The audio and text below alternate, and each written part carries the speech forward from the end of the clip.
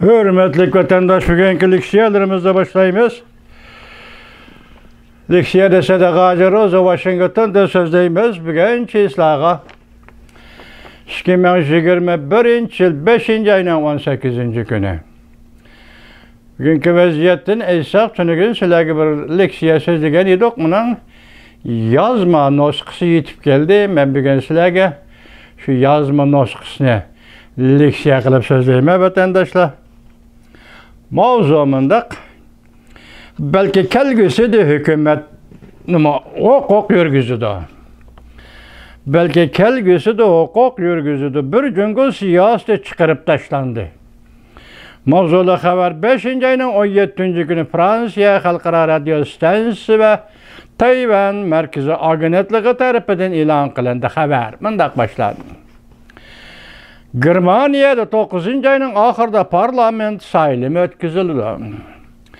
Germaniya Erken Demokratlar Partisi 16. günü memleketlik vekiller kurultayı çağırıp bir kısım partiye azaları kurultayda aslında saylam rekabeti de koyulduğun bir günkü siyasını çıkarıp bitişini oturup koydu.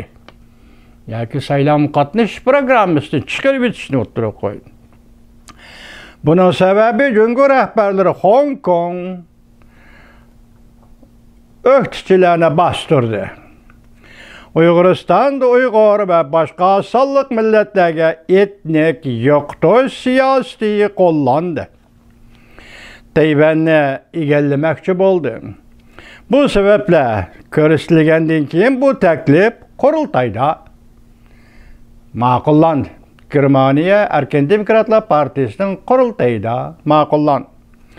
Bu yıllık Memleketli Kanun Komiteti sayılımıda yeni el-rai sınavga asaslanganda Erken Demokratlar Partisi Germaniyada 12% avaz görüştü. Bu Germaniyanın saylam kanununda bo'ladigan ishken bu 12% degan erişke tegishlik avazga erishganlik bo'lib hisoblanadi ekan. Saylamdan keyin bu partiye hakimiyet beşiği kelish imkoniyati tug'ildi. Tayvan Merkezi Agentliği haber kılıp mandak ko'rsatdi. 9. ayda Germaniyada saylam ötküzüldü. Hakimiyet sırtidagi Erken Demokratlar Partisi Cumhur'un Tayvan'a kurallık propoza qilishi ve Hong Kong Uyguristan'da bastırışlarına paket kılıp görüştü. Saylam rekabetiga kirgiziladigan bir günkü siyasini amaldan qoldirishni qaror qildi. Hamda Tayvan xalqining o'z taqdirini o'zi belgilashini qo'llaydiganligini bildirdi. Erken Demokratlar Partisi saylam fikrida Tayvanning erkinligi ve demokratiyasini muqimlashtirdi. Tayvan Cumhur müstabitizmlik sisteminin başka bir tanlash yo'li edi. Yaka Tayvan yo'li Cumhur bir müstabitizmlik sisteminin başka bir tanlash yo'li edi.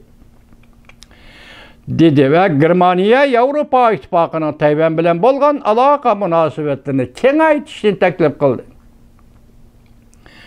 Erken Demokratlar Partisi Cumhur'un Tayvan'a tehdit selayotganligini ayıplab, Avrupa İttifaqı, Avustraliya, Yaponiya, Hindistan, Amerika qatorliq demokratik davlatlar bilan hamkorlashib oldin olish, yani Cumhur'un tajovuzchiligining Tayvanni egallamoqchi bo'lishining oldini olish, to'sib olish. Siyasetin tadqiq qilib, Cumhur Tayvan faqat tinchlik sharti ostida birlashishni ishga oshirish kerak deb qaradi. Germaniya Erken Demokratlar Partisi mundaq ta'kidladi. Tayvan xalqi o'zining siyosiy istiqbolini o'zi tanlashi kerak, o'zi belgilashi kerak.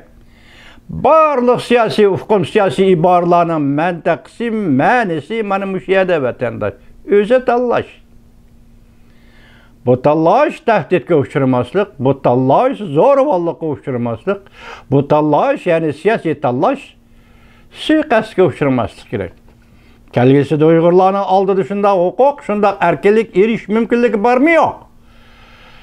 Hozir xalqaro jamiyatning tirishchanligi va bu tirishchanlikdan keyingi taraqqiyotiga nazar og'diramiz vatandosh.